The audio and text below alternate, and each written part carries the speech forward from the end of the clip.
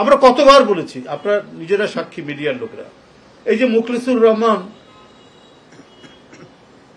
জনপ্রশাসনের সচিব, এই লোকটি যে বিতর্কিত লোক, তাকে কন্ট্রাক্ট সার্ভিস দিয়ে বসিয়ে রাখা হয়েছে। এরপরে তার ব্যাপারে আমরা বহুবার প্রকাশ্যে গণমাধ্যমের সামনে আমরা এর প্রতিবাদ করেছি। যে মানুষটি বিতর্কিত লোক, যে মানুষটি দুদকের সচিব থাকা অবস্থায় দেশনেত্রী বেগম খালেদা জিয়ার নামে সাজানো যে মামলা দিয়েছিল 111 সরকার, ওই সময় উনি দুদকের সচিব, সেই মামলাগুলোকে তিনি ত্বরান্বিত করেছেন।